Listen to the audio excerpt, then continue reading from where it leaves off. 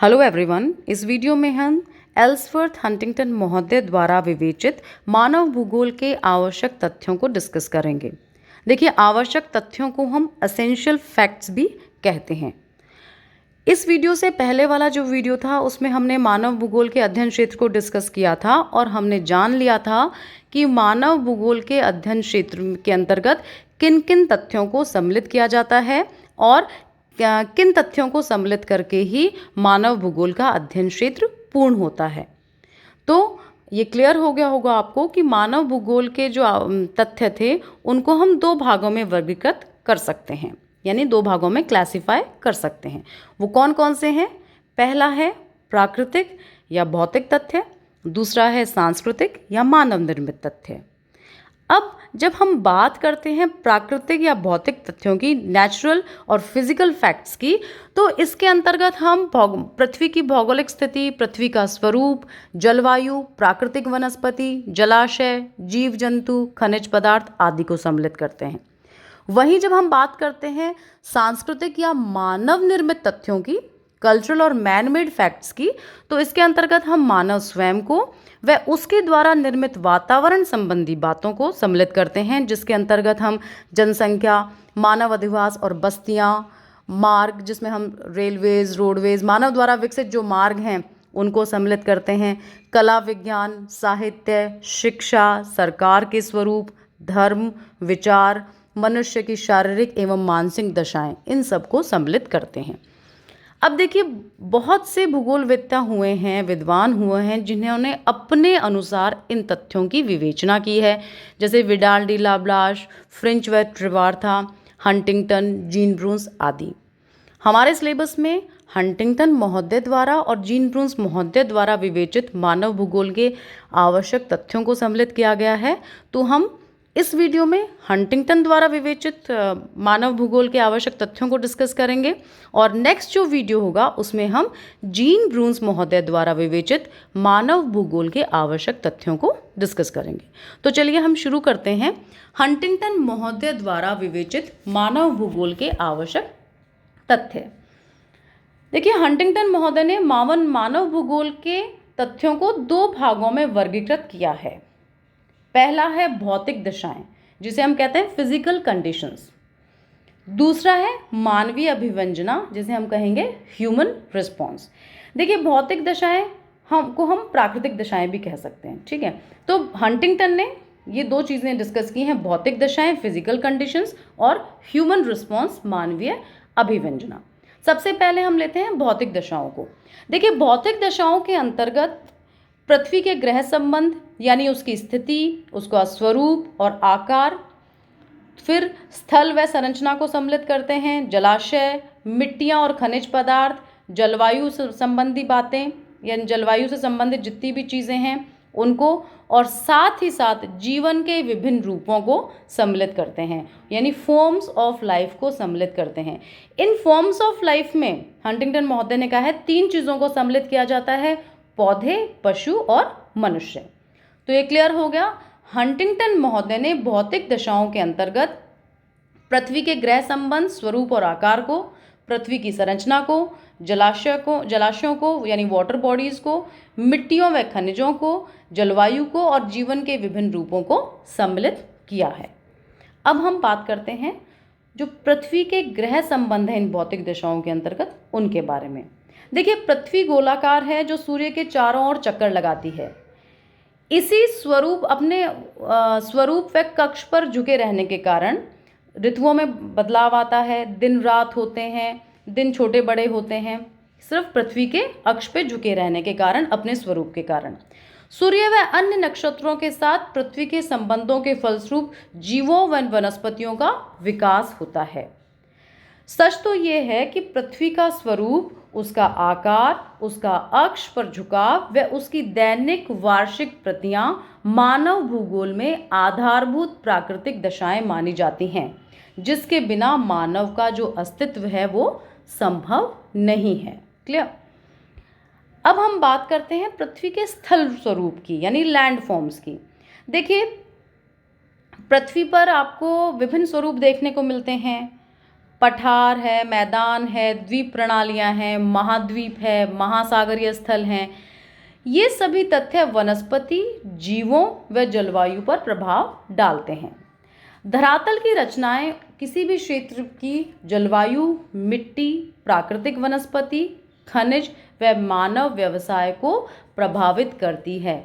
जहाँ जिस प्रकार का धरातल होगा वहाँ उससे संबंधित जलवायु मिलेगी, आपको मिट्टियाँ भी वैसी मिलेंगी, और इसके कारण जो है मानव का जो व्यवसाय है उस क्षेत्र में वो प्रभावित होता है। एग्जाम्पल आपको देखने को मिल जाएगा कि जहाँ आप नदी मैदान देखेंगे, नदियाँ देखेंगे, लैंड एरियाज, वहाँ पे आपको समतल मैदानी भाग मिलेंगे और वहाँ जनसंख्या का जो बसाव है वो भी अधिक होगा। साथ ही साथ वहाँ पर जो एक्टिविटीज़ हैं एग्रीकल्चर से रिलेटेड और इंडस्ट्रियल, वो ज़्यादा विकसित होंगी। फिर बात करते हैं वाटर बॉडीज़ की। तो देखिए, जब बात हंटिंगटन महोदय ने कहा ये जो जल राशियाँ हैं ये भी एक सम्मिलित हैं, किसमें, हमारे जो फिजिकल फैक्टर्स हैं, भौतिक दशाएं हैं उसके अंतर्गत। तो देखिए, मानव की क्रियाओं का विकास व जीवित रहने में जल का महत्व निर्विवाद है, हंटिंगटन महोदय का कहना है। जल के बिना मैदान निर्जन है, जल पर ही वनस्पति का विकास निर्भर है। अगर जल नहीं है किसी मैदानी भाग में तो वहाँ किसी प्रकार की वनस्पति, किसी प्रकार की कृषिगत फसलें नहीं होंगी। हमें वनस्पति के विकास के लिए, पौधों के विकास के लिए जल की आवश्यकता होती है। नदियों द्वारा बहाकर लाई गई मिट्टियों द्वारा विश्व के महान मैदानों का निर्माण हुआ है। ये हमें क्लियर है कि अगर नदियों में जल बहकर आता है तो वो जल अपने साथ कई प्रकार के खनिज पदार्थ और बारीक पदार्थ लेके आता है और वो मिट्टी जो है मैदानी भाग में जमाव करता है और वो सबसे उपजाऊ मिट्टी होती है क्योंकि उसमें खनिज पदार्थों की अधिकता होती है। और ये जो मैदानी भागों की जो मिट्टी है ये कृषि व अन्य व्यवसायों के लिए बहुत उपयुक्त है और जनसंख्या के निवास का केंद्र है। पॉपुलेशन जो कंसंट्रेशन है वो हमें इन मैदानी भागों में अधिक मिलता है। वहीं हम देखते हैं कि मीठे व खारे जल वाले जो क्षेत्र हैं वहाँ पर मनुष्य के लिए उपयोगी भोजन हमें प्राप्त होता है। स्पेशली जो मछलियाँ हैं वो बहुत ज़्यादा विकसित होती हैं मीठे व खारे जल वाले भागों के अंतर्गत। और जो मत्स्य है, फिशरीज़ हैं, वो एक डेवलपिंग इंडस्ट्री है। साथ ही हमारे यहाँ पे जो जनसंख्या है उसका मुख्य भोज्य पदार्थ भी है, स्पेशली जो कोस्टल एरियाज़ हैं, तटीय क्षेत्र हैं वहाँ पर। अब हम बात करते हैं सॉइल्स और मिनरल्स की। देखिए, हंटिंगटन महोदय ने सॉइल्स और मिनरल्स को भी जो भौतिक दशाओं का एक मुख्य अभिन्न हिस्सा माना है और ये जो मिट्टी और खनिज हैं ये मनुष्य के जीवन इनसे प्रभावित होता है, जीवन को प्रभावित करती हैं।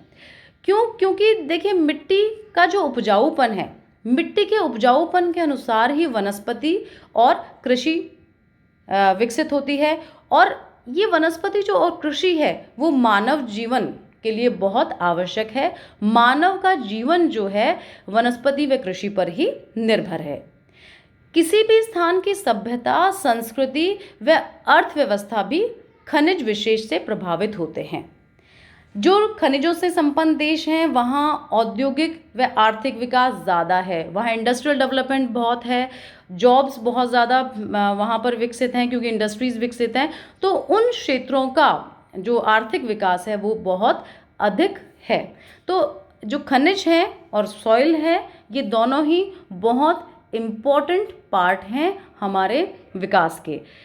अब कोयला है, लोहा है, पेट्रोलियम है, जहाँ उपलब्ध होगा आप देखिए कोयला, लोहा, petroleum USA western European countries में अवेलेबल। तो ये यूएसए और वेस्टर्न यूरोपियन जो कंट्रीज़ हैं ये इकोनॉमिकली बहुत विकसित हैं, आर्थिक रूप से बहुत विकसित हैं और औद्योगिक रूप से भी विकसित देश हैं। फिर है जलवायु। देखिए, जलवायु न केवल स्थिति पर निर्भर करती है बल्कि भूमि के स्वरूपों, जल राशियों को भी प्रभावित करती है और स्वयं भी इनसे प्रभावित होती है।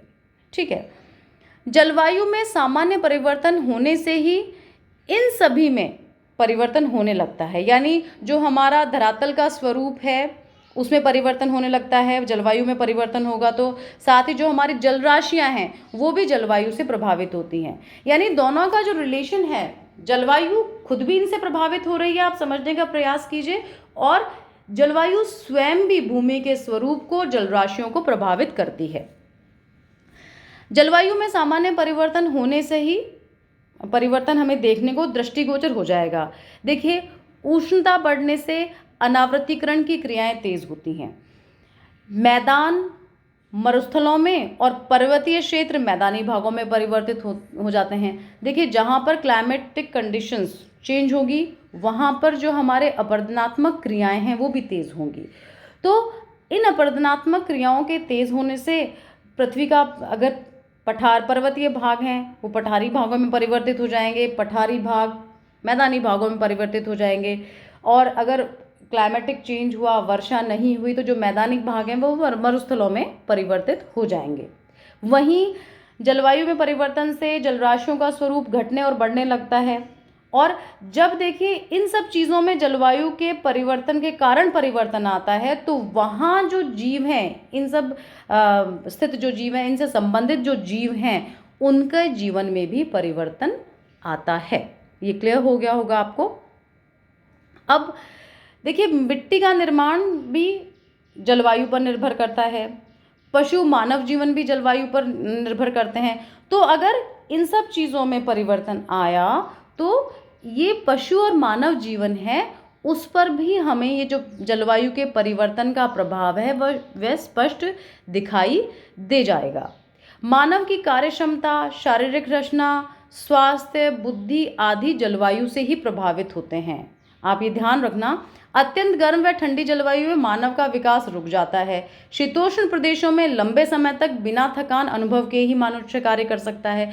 जो क्लाइमेट है वो एक इम्पॉर्टेंट रोल प्ले करता है मानव की जो कार्य क्षमता है, शारीरिक संरचना है, इन सब में। क्लियर। अब हम बात करते हैं जीवों के स्वरूप की। तो हंटिंगटन महोदय ने जीवों के स्वरूप को भी हमारे फिजिकल जो कंडीशंस हैं, फिजिकल फैक्टर्स हैं, उनमें भौतिक दशाओं के अंतर्गत सम्मिलित किया है, और जीवों के स्वरूप के अंतर्गत उन्होंने उनको 3 भागों में वर्गीकृत किया है, यानी फॉर्म्स ऑफ लाइफ को 3 पार्ट्स में क्लासिफाई किया है।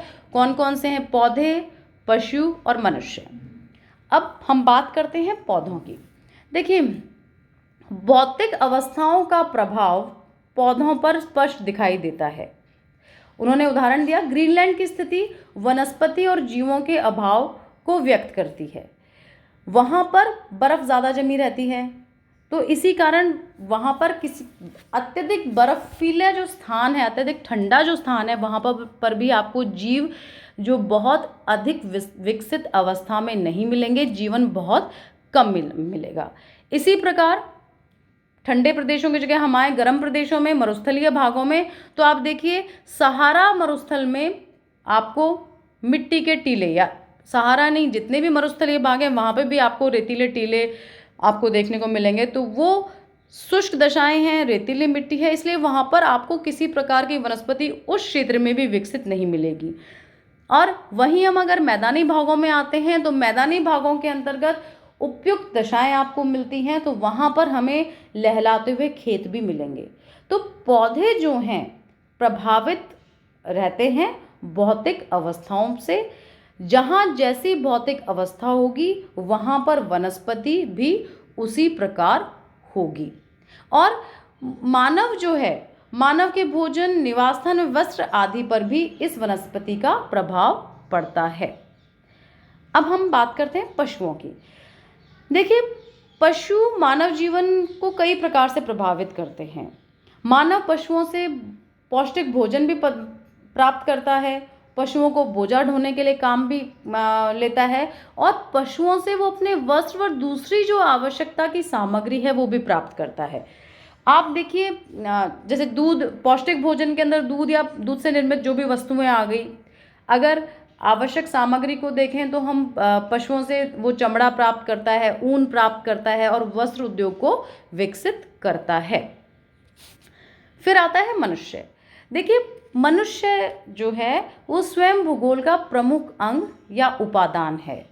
आज विश्व के विभिन्न क्षेत्रों में संस्कृति के जो विभिन्न स्वरूप दिखाई पड़े हैं, और जो हमें प्रकृति के अंदर परिवर्तन दिखाई दे रहे हैं, वो वास्तव में मानव की क्रियाओं का ही परिणाम है। मानव भौतिक परिस्थितियों से लाभ उठाने के लिए और जीवन यापन के लिए तथा अपने शारीरिक एवं मानसिक विकास के लिए जो क्रियाएं करता है, उसकी अमिट छाप वो उस प्रकृति पर डालता है और हमें वो दिख भी जाती है, परिलक्षित भी हो जाती है। मानव जीवन पर न केवल भौतिक तत्व प्रभाव डालते हैं, बल्कि स्वयं मानव भी अपने जीवन को इन्हीं के अनुसार ढाल लेता है और प्रभावित भी करता है। अब ये हुए सारे फिजिकल जो तत्व बताए थे, भौतिक तत्व जो बताए थे हंटिंगटन महोदय ने, वो फिजिकल कंडीशंस की दशाएं। अब दूसरा जो उन्होंने बताया था मानव भूगोल के मुख्य तथ्य में, वो था भौगोलिक वातावरण व मानव अभिव्यंजना, यानी man's response to geographical surroundings, यानी मनुष्य किस प्रकार रिस्पॉन्ड करता है अपनी सराउंडिंग से, अपने भौगोलिक वातावरण से। तो देखिए, हंटिंगटन महोदय के अनुसार मानव की आवश्यकताओं और तत्संबंधी कार्यों को हम 4 भागों में बांटते हैं। पहला है मानव की प्राथमिक आवश्यकताएं, मेन्स प्राइमरी नीड्स। दूसरा है व्यवसाय, यानी मानव के ऑक्यूपेशन। तीसरा है भौगोलिक वातावरण एवं चातुर्य, यानी ज्योग्राफिकल एनवायरनमेंट एंड एफिशिएंसी। चौथा है मानव की उच्च आवश्यकताएं, मेन्स हायर नीड्स। देखिए, ये जो मानव की उच्च आवश्यकताएं हैं, ये सांस्कृतिक विकास है मानव का, उसका योग है।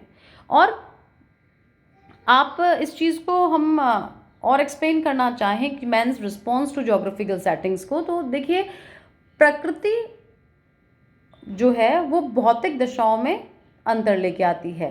तो और ये जो भौतिक दशाएं हैं, हमें हर क्षेत्र में अपनी अलग भौतिक दशाएं देखने को मिलती हैं। भौतिक दशाओं में अंतर होने से जो मानव की अभिव्यंजना का स्वरूप है या स्तर है, उसमें भी परिवर्तन होगा। अपने वातावरण के अनुसार ही मनुष्य कार्य करता है, लेकिन मानव जड़ नहीं है, डेड चीज नहीं है। इसीलिए वह अपनी आवश्यकताओं की पूर्ति के लिए आवश्यकता और समयानुसार प्राकृतिक प्रदत्त दशाओं में परिवर्तन करने या उन्हें अपने अनुकूल बनाने का प्रयास करता है। इसका यानी मनुष्य जो है एक लिविंग ऑर्गेनिज्म है, इसलिए जिस प्रकार की भौतिक दशाएं मनुष्य को अवेलेबल हैं, वो उसे अपने अनुसार वो एडजस्ट करने का प्रयास करता है। या तो वो उसके साथ समायोजन करता है या फिर उसमें परिवर्तन करता है। तो और ये जो समायोजन और परिवर्तन की जो प्रक्रिया है, यही है ह्यूमन रिस्पॉन्स, मानवीय अभिव्यंजना भौगोलिक वातावरण के साथ। अब सबसे पहले हम लेते हैं मानव की प्राथमिक आवश्यकताओं को। देखिए, मानव की आधारभूत आवश्यकताओं में भोजन, वस्त्र व सुरक्षा सबसे महत्वपूर्ण है। यानी हमारी जो प्राइमरी नीड्स हैं वो भोजन, वस्त्र व सुरक्षा है। हर वातावरण में मनुष्य को भोजन आवश्यक है। भोजन हर क्षेत्र में वातावरण अनुसार होता है। जैसे जहाँ मैदानी भाग होते हैं, देखिए मैदानी भागों में कृषि की जा सकती है और वहाँ पे खेती करके मनुष्य क्या करता है, खाद्यान्न का उत्पादन करता है और खाद्यान्न उसका मुख्य भोज्य पदार्थ होता है। वहीं कुछ ऐसे क्षेत्र हैं जहाँ ठंडे प्रदेश हैं, अलास्का वगैरह, वहाँ पर कृषि नहीं की जा सकती, तो मनुष्य क्या करता है, मछली पकड़कर उस क्षेत्रों में और शिकार करके अपना भोजन प्राप्त करता है। मानव की दूसरी आवश्यकता है वस्त्र, जो भी वातावरण से प्रभावित होती है। देखिए, ठंडे प्रदेशों में मनुष्य को ठंड से बचने के लिए गर्म व ऊनी वस्त्र या चमड़े से बने वस्त्र पहनने पड़ते हैं। वहीं गर्म प्रदेशों में वह हल्के सूती वस्त्र पहनता है और अपने को गर्मी से अपना आप का बचाव करता है। फिर बात आती है मनुष्य की सुरक्षा की। तो देख ले, सुरक्षा पर भी मानव का प्रभाव पड़ता है। अब मानव क्या है, सर्दी, गर्मी या अन्य प्रकार के आक्रमणों से बचने के लिए अपने अनुसार उस क्षेत्र की जैसी आवश्यकता है उस अनुसार अपने ग्रहों का निर्माण करता है, अपने बस्तियों को बसाता है, ताकि वो अपनी हर प्रकार से, चाहे जलवायु दशाएं हो या चाहे दूसरे और कोई फैक्टर्स हो, उनसे अपना बचाव कर सके। अब फिर बात आती है मानव के औजारों की। देखिए मानव के औजार भी सुरक्षा में बहुत महत्वपूर्ण भूमिका निभाते हैं। मानव के औजारों और हथियारों पर भी वातावरण का प्रभाव दिखता है। पत्थरों की अधिकता वाले क्षेत्र में हमें पत्थर से बने औजार अधिक देखने को मिलेंगे। जहां वन क्षेत्र बहुत सघन है वहां लकड़ियों से बने औजार देखने को मिलेंगे। साथ ही जहां खनिज पदार्थों की अगर उपलब्धता है किसी भी क्षेत्र में तो हमें लोहे या दूसरे अन्य खनिजों से बने हुए औजार जो है हमें देखने को मिलेंगे। तो मानव की जो ये जो प्राथमिक आवश्यकताएं हैं ये भी प्रभावित हैं किससे? वातावरण से। और इन वातावरण या भौतिक दशाओं के अनुसार ही मानव अपना रिस्पॉन्ड करता है इस पर्यावरण के साथ, चाहे वो समायोजन करे चाहे परिवर्तन करे। पर और ये जो समायोजन और परिवर्तन जो कर रहा है अपनी प्राथमिक आवश्यकताओं के लिए, यही मानव का रिस्पॉन्स है, मानव की अभिव्यंजना है भौतिक वातावरण के प्रति। अब दूसरा जो इसके अंतर्गत सम्मिलित है भाग वो है व्यवसाय। मानवीय अभिव्यंजना का दूसरा जो पार्ट है व्यवसाय है। देखिए जब हम बात करते हैं व्यवसाय की तो अपनी प्राथमिक आवश्यकताओं की पूर्ति के लिए विश्व के विभिन्न भागों में मानव सामान्यतः वही व्यवसाय करता है जो उसकी भौगोलिक वातावरण और विकास की अवस्था उचित अवसर प्रदान करते हैं। यानी जिस प्रकार की भौगोलिक वातावरण है और जिस प्रकार का विकास का स्तर है, चाहे वो मानसिक विकास हो चाहे तकनीकी विकास हो, उस स्तर के अनुसार ही मनुष्य जो है वो अपने व्यवसाय करता है। जैसे एग्जाम्पल अब देखें हम मध्य अफ्रीका को ले लें तो देखिए मध्य अफ्रीका के घने जंगलों में हमें पिग्मी जो बौने जनजाति है, पिग्मी जनजाति वो देखने को मिलती है और वो घुमक्कड़ शिकारी होती है। वो ऐसा क्यों होता है वहाँ पर? क्योंकि वहाँ यही व्यवसाय वातावरण के अनुकूल है। उस क्षेत्र में अत्यधिक सघन वन और आर्द्र जलवायु पाई जाती है और वनों की सघनता के कारण वहाँ पर कृषि कार्य करना संभव नहीं है। तो वहाँ की जनजाति ने अपने मुख्य व्यवसाय में शिकार को ही सम्मिलित कर लिया है। दूसरा एक और फैक्टर होता है, देखिए वहाँ पर एक और प्रजाति भी मिलती है निग्रो, जो अत्यधिक विकसित दल हैं। और ये जो विकसित दल हैं इन जो प्रजातियों को, ये जो बौने लोग हैं, पिग्मीज हैं, इनको इन जंगलों से बाहर नहीं आने देते। वो वापस इन्हें इन जंगलों में खदेड़ देते हैं और अपना प्रभुत्व झीलों व नदियों के समूह बना के रखते हैं। तो ये जो निग्रो जनजाति है ये झीलों और नदियों के समीप रहती है। ये पिग्मी जनजाति को इन सघन घने वनों से आगे आने ही नहीं देती। तो पिग्मी जनजाति तो अपना क्या व्यवसाय कर रही है? कृषि कर रही है। वहीं ये जो निग्रो जनजाति है ये क्योंकि नदियों में झीलों के समीप रहती है इसलिए मछली पकड़ने का और व्यवसाय करती है। तो देखिए ऑक्यूपेशन में, व्यवसाय में भी परिवर्तन आ रहा है। मनुष्य जिस प्रकार का वातावरण है उस प्रकार से अपने व्यवसाय को करने लगा है। ये भी एक ह्यूमन रिस्पॉन्स है फिजिकल एनवायरनमेंट के प्रति। दूसरा हम लेते हैं भाग समुद्र तटीय क्षेत्रों का। तो देखिए समुद्र तटीय प्रदेशों में हम एग्जाम्पल लें जापान का तो वहाँ पर जो फिशिंग इंडस्ट्री है, मत्स्य पालन का उद्योग है, वो बहुत ज़्यादा विकसित है। ऐसा क्यों है कि देखिए जापानीज़ जो कंट्री है, जापान में जो कृषि योग्य भूमि है वो बहुत कम है और कोस्टल एरिया, तटीय प्रदेश जापान का बहुत अधिक है। अब रहने वाली जनसंख्या को तो भोजन चाहिए, क्योंकि कृषि योग्य भूमि कम है तो हम खाद्यान्न अधिक उत्पादन नहीं कर सकते। तो जापान के जो कंट्री है वहाँ के लोग फिशिंग एक्टिविटी को ज़्यादा करते हैं, मत्स्य पालन ज़्यादा करते हैं ताकि जनसंख्या को भोजन प्राप्त किया हो सके। वहीं हम देखते हैं घास के मैदानों को। तो देखिए घास के जितने भी विश्व में मैदान हैं वहाँ पर पशुपालन आपको एक्टिविटी अच्छी मिलेगी, क्योंकि पशुपालन की क्रिया उन क्षेत्रों में अधिक की जा सकती है। पशुओं के चरने के लिए कई ग्रासलैंड्स हैं, घास के मैदान हैं। तो क्योंकि पशु घास के मैदान है और पशु अच्छे विकसित हो सकते हैं, तो उस क्षेत्र में वहाँ के ह्यूमन बींग्स ने, वहाँ के मनुष्य ने इस एक्टिविटी को अपना व्यवसाय बना लिया है, ऑक्यूपेशन बना लिया है। किसको? पशुपालन को। और डेयरी इंडस्ट्री विकसित कर दी है। वहीं कुछ मैदानी भागों में हम कृषि को भी अच्छा कर सकते हैं। हमें जो खाद्यान्न फसलें हैं उनका उत्पादन कर सकते हैं। तो विश्व में ऐसे सभी भाग जहाँ समतल मैदान है और कृषि कार्य अच्छा हो सकता है, तो वहाँ पर लोगों ने कृषि को ही मुख्य व्यवसाय बना लिया है। उसी प्रकार से हम देखें, जैसे नॉर्वे जैसे पहाड़ी देश हैं, वहाँ पर वन संपदा अधिक है। तो वन संपदा अधिक होने के कारण, क्योंकि देखिए पर्वतीय भागों में कृषि नहीं की जा सकती, और लेकिन वेजिटेशन अच्छा मिल रहा है, वन संपदा अच्छी मिल रही है, तो नॉर्वे जैसे देशों के अंदर लंबरिंग एक्टिविटी, जिसे हम कहते हैं लकड़ी काटने की क्रिया, वो बहुत अधिक विकसित हो गई है। लंबरिंग एक्टिविटी, देखो कृषि काटने का जो लकड़ी काटने का जो उद्योग है वो बहुत अधिक विकसित हो गया है। इसे हम कहते हैं लंबरिंग एक्टिविटीज़। तो लंबरिंग जो एक्टिविटी है वो बेसिकली जो वन संपदा से संपन्न पहाड़ी देश हैं वहाँ ज़्यादा हमें देखने को मिलती है।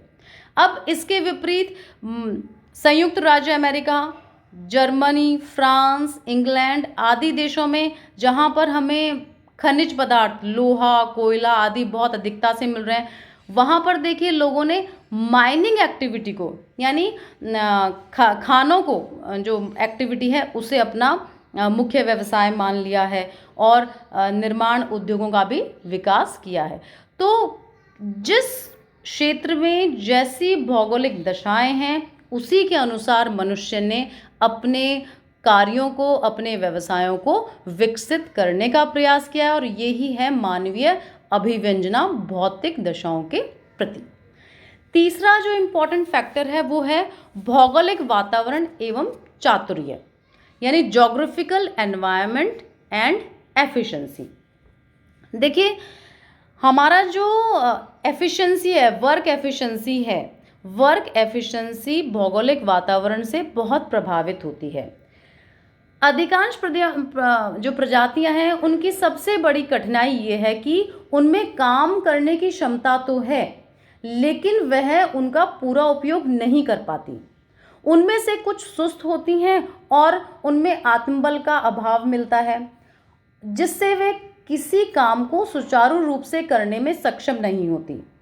इसका मुख्य कारण उनमें स्वास्थ्य एवं स्फूर्ति का अभाव पाया जाना है, और स्वास्थ्य व स्फूर्ति अनुवांशिक गुण न होकर इस बात पर निर्भर करती है कि मानव कौन सा उद्योग कर रहा है और उसकी प्राथमिक आवश्यकताओं की पूर्ति किस प्रकार कर रहा है। साथ ही साथ उस क्षेत्र में जो एनवायरमेंटल कंडीशंस है, जलवायु दशा है, भौगोलिक दशाएं हैं, वो किस प्रकार की हैं।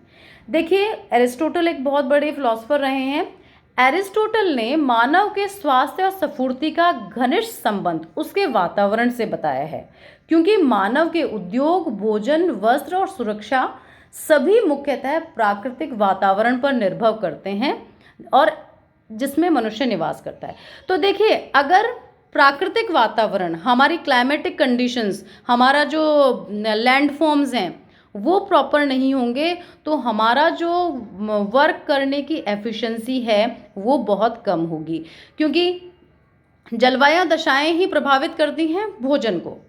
भोजन हमें अच्छा नहीं मिलेगा तो हमें पौष्टिकता नहीं मिलेगी, पौष्टिकता नहीं मिलेगी, हमें न्यूट्रिशन नहीं मिलेगा तो हमारा स्वास्थ्य प्रभावित होगा, और यदि हमारा स्वास्थ्य प्रभावित हुआ तो निश्चित रूप से हमारे जो कार्य करने की क्षमता है वो भी प्रभावित होगी। अब हम चलते हैं चौथे फैक्टर की ओर, चौथे तथ्य की ओर, ह्यूमन रिस्पॉन्स के, मानवीय अभिव्यंजना के। देखिए मानवीय अभिव्यंजना का जो चौथा तथ्य है वो या तत्व है वो है मानव की उच्च आवश्यकताएं, मैन्स हायर नीड्स।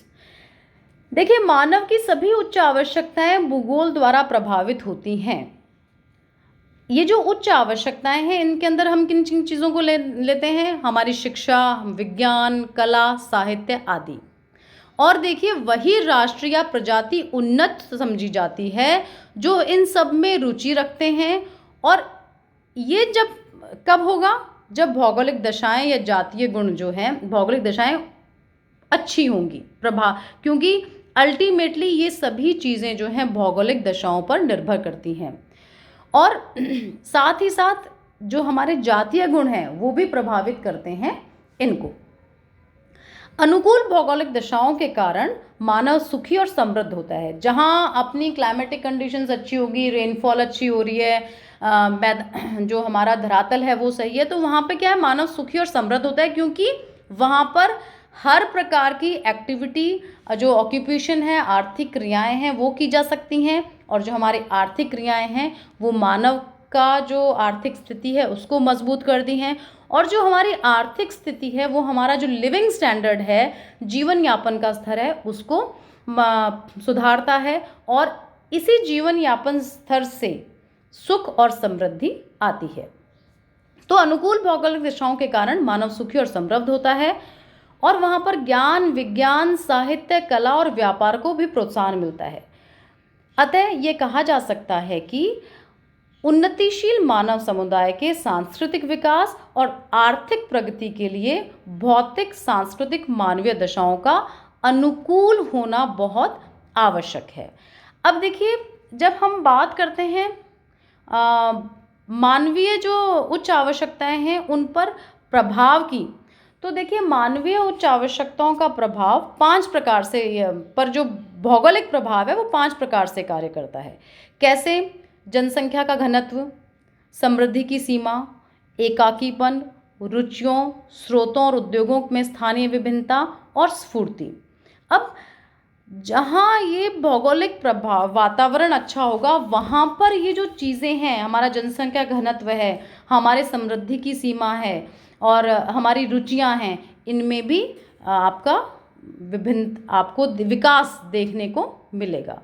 और उन्नतिशील मानव समुदाय के सांस्कृतिक विकास और आर्थिक प्रगति के लिए वातावरण, भौगोलिक जो स्थितियां हैं उनका अनुकूल होना, उन दशाओं का अनुकूल होना आवश्यक है। तो हंटिंगटन महोदया ने जो आवश्यक तथ्य थे उनका इस प्रकार विवेचन किया। इसे आप ध्यान रखिएगा, इन्हें आप याद कर लीजिएगा, और अगले वीडियो में हम जीन ब्रून्स को लेंगे।